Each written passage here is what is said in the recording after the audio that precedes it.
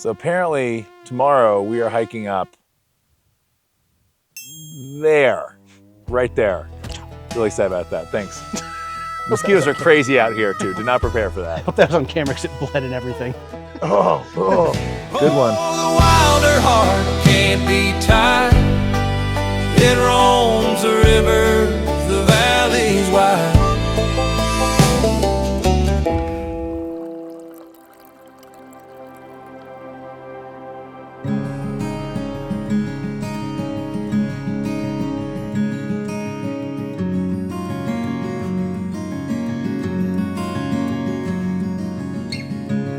All right, we're on our way to the airport to pick up our next guest, David Tao. I'm very excited for this. Dave is an absolute nerd when it comes to whiskey, so that discussion's going to be fun. He's only going to be here for a shorter time frame than our other guests, so we're going to be doing a epic day hike up into the Teton Mountains tomorrow.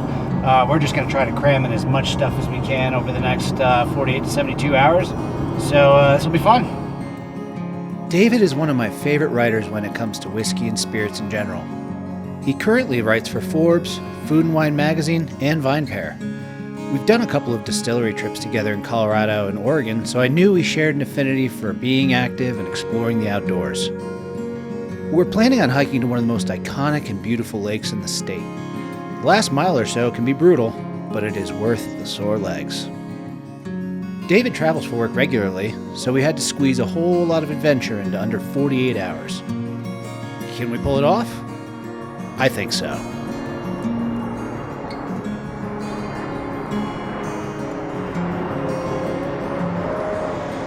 You made it. Good to see ya.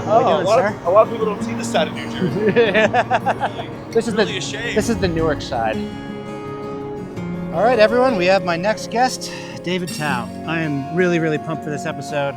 We're gonna geek out so hard. We're gonna go on a really epic hike. And I got a couple surprises for you as well that I'm really excited about. So I'm really pumped for the next couple days. I'm excited to be here. I love surprises, especially when they involve good friends and great whiskey, or maybe great friends and good whiskey, whatever order you want to say. And I couldn't be more excited to be here. So looking forward to it. And I don't even know exactly what's on the schedule yet. So Yep, well, today we're starting with a pivoted and impromptu abandoned ranch tour.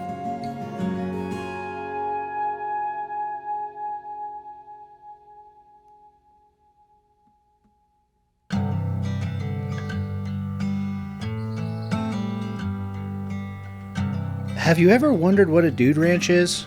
Or why the Tetons were named the Tetons by French beaver trappers? I'm only going to answer one of those questions for you. Dude ranching was and still is a popular way to make money. In the early 1900s, gentlemen would travel from more populated areas to dude ranches, where they would pay to learn how to cowboy and live the rancher lifestyle. The Barbie Sea Ranch was arguably the most famous of them all and operated until the late 1980s. Now all that remains are the old crumbling structures and some buildings that are being restored by the National Park Service since it was folded into the park in 1990. Oh, and there's a pump. An actual working water pump. There's an old water pump, Tyler, that still works from the 70s that I have drank out of and not died. Oh, shit. He's got the, rustiness, but it's spring fed. also a little sepsis, what does that even? Yeah. It's fine. I'll see if I can find it.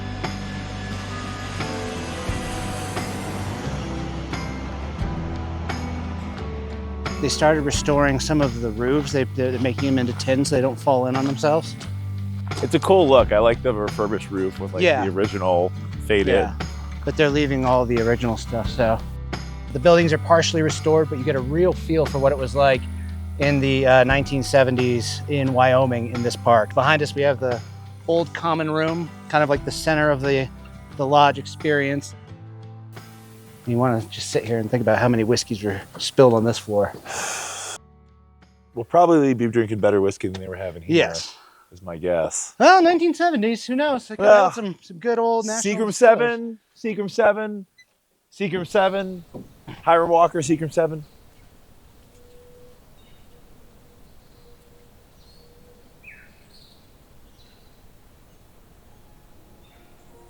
So do you see that glacier up there? That's kind of where the lake is that we're going to be hiking up to tomorrow. Okay, gotcha. So yeah, we're going to be kind of halfway up the Grand. It's going to be super So that's cool. Grand Teton? That's the Grand, yeah. That's the second highest peak in Wyoming. Perfect. Yep. We're gonna it's be good. climbing halfway up that tomorrow. Love it. I love a glacial lake. Truly.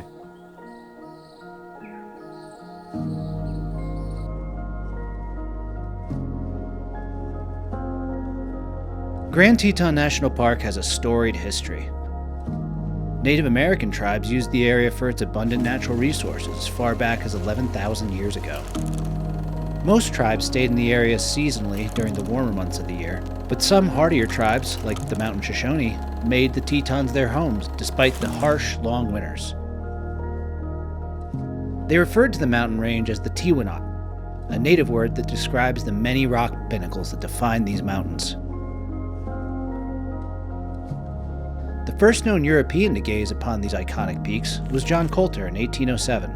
He was a veteran of the Lewis and Clark expeditions. After him followed a flurry of trappers and fur traders who viewed the area as a veritable goldmine of wildlife. The area wasn't permanently settled by American Europeans until around the 1880s. Tourism, cattle ranching, and dude ranching were among the main ways to make a living, along with beaver trapping and the booming fur trade.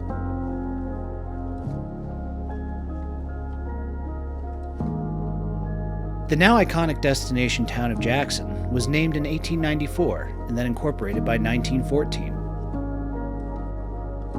In 1929, Grand Teton National Park was created, but the boundaries initially only protected the mountains themselves.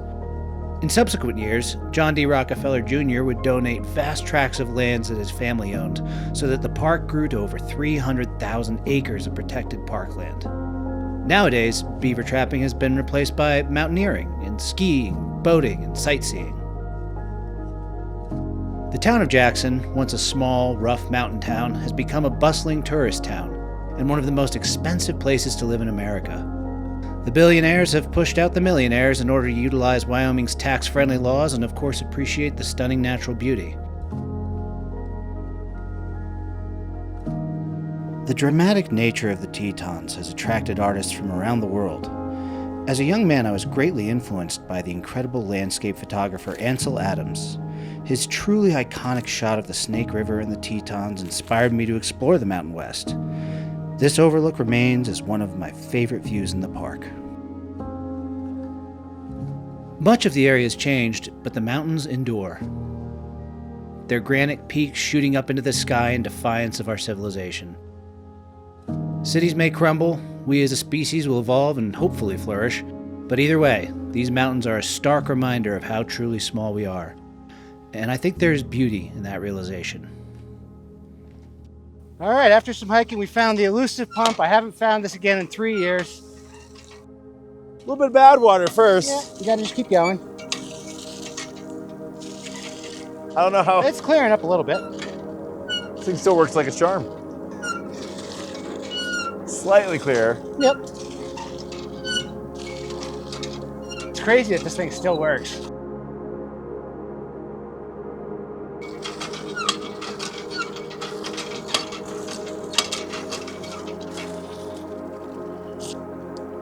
A little metallic.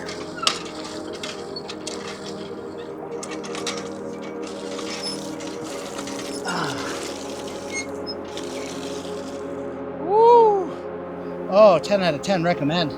Yeah, you can really hear it going well. Oh, that was lovely.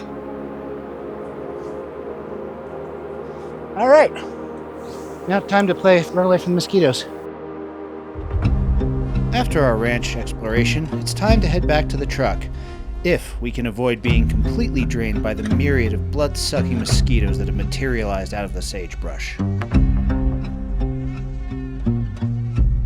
After exploring this beautiful little piece of history, it's time for a meal and bed.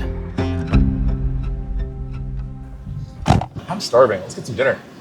So, to be perfectly honest, we went a little overboard on the budget on the last episode. Hey, boss.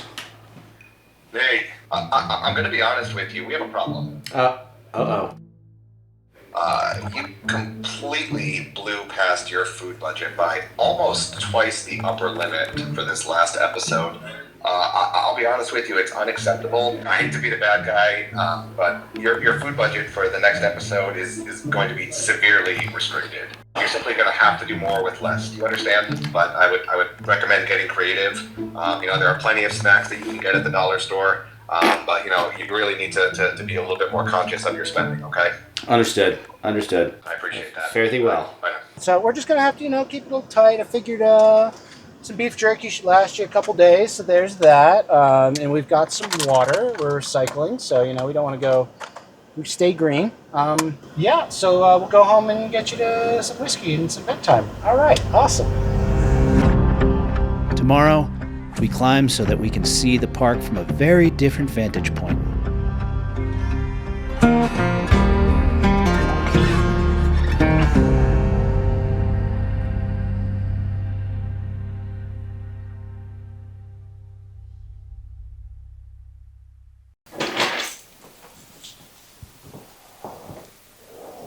All right, onward. It's 5 o'clock a.m. I'm gonna get an early start on this hike. It's quite lovely out. It's actually not as chilly as I thought it was gonna be. Good day for a hike. It is. Yeah. We're gonna drink our coffee, wake up more, and we'll see you guys at the trailhead. Certain tasks can be accomplished the day prior in order to hasten the process of reaching an intended destination in a timely manner. Tasks like filling the gas tank, which clearly I did not do. Let's go. I've tarnished my family's name. This should be interesting. Yesterday there were a couple bear encounters, so we might see some more wildlife on this trip. Go hang out with the grizzlies. I mean, I have a pocket knife. We'll be fine. I mean, yeah. Listen. With bear encounters, you don't have to be that fast. Just slightly faster than the person you're with, right? That's the joke. Tyler, how heavy is that camera? Tyler can move in a problem. I'm convinced of that. Tyler could book it.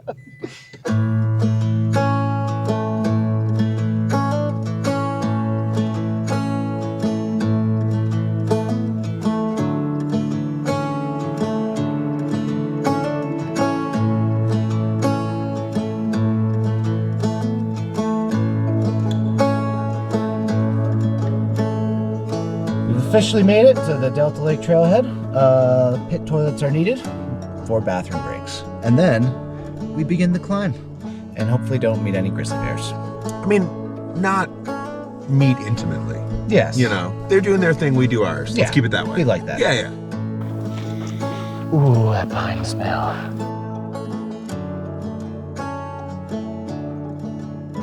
Gotta get the blood pumping, start to wake up. This is gonna be fun. Hiking in the Tetons is an absolute joy, especially if you get to the trailheads early enough to beat the crowds of tourists. So this is Central Jersey. This is what it really this is. Okay, first off, it's not a real place.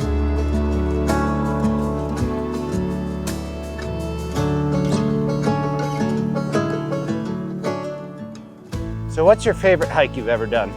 I don't know if I've done too many crazy ones. Some challenging ones. I think my favorite ever is the trail from Lake Louise, from the bottom of Lake Louise, that goes up to the tea house. What is that tea house like? Because I've heard it's amazing. Let me tell you, I'm biased because when you get to the top, I get hungry when I hike. So as we all do. I'd be actually concerned to be around you if you didn't. You get to the Something's wrong. I might eat you. They have to helicopter up all the ingredients. That's wild. But the simplest thing, they have a tuna sandwich on the menu. And it just really hits. And I don't know why, but I just associate that hike with a big fat tuna sandwich. And tea, of course, because you want a hot beverage. It's always interesting to me how the most basic foods taste so good after a hike. Also at elevation, stuff tastes better. Something about it. Delta Lake requires a 7.5 mile round trip hike with about 2,300 feet of vertical gain. It's no walk in the park. Well, I guess technically it is.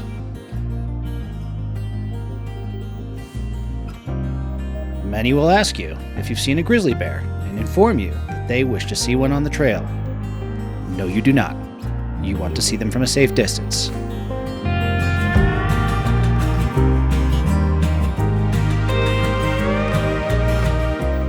We're over halfway there, but now we have the difficult part coming up. If you've hiked Delta Lake before, you know this is where the suffering begins. Slathered in sunscreen and sweat on the Delta Lake Trail. One of the more technical hikes I've done, maybe period, this last little bit. And totally worth it. Just boulders and rocks, basically as far as the eye can see. Just unbeatable here. This particular lake was relatively unknown until recently, thanks to an arduous exposed boulder scramble. You do not want to twist an ankle here. We made it. Holy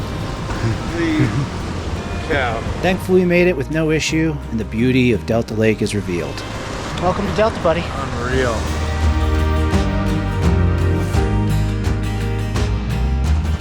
Well, this sucks. I've had worse Thursdays. I feel like I'd rather just look at the front of a Friendly's. Anyway, this is f***ing awesome. We're at the base of the peak. This is unreal and makes getting up at 4:30 a.m. worth it. This is one of the more technical hikes, especially at the end, I've done in my entire life. Totally worth it. Payoff is an 11 out of 10. The scale in person is like a few other things I've seen. I mean, Grand Teton is literally right there. Ho hum. Another lousy day in paradise. Well, David, we did it. We managed to have one hell of a time in under 48 hours. Sometimes it's not about the length of a trip. It's about the destination, who you share it with. We officially completed the hike, and there is only one real way to celebrate before we go and eat everything.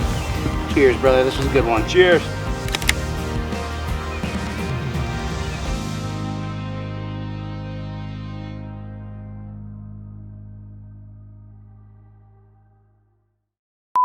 The most unrelaxed, relaxed pose. I feel pretty relaxed.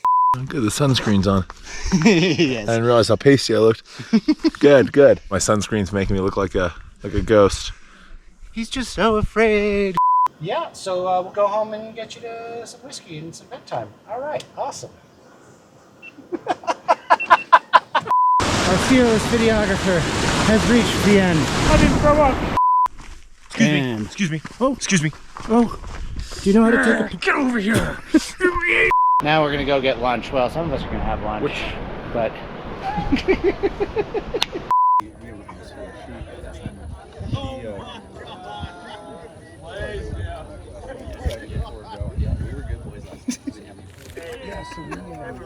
So then we come out here with like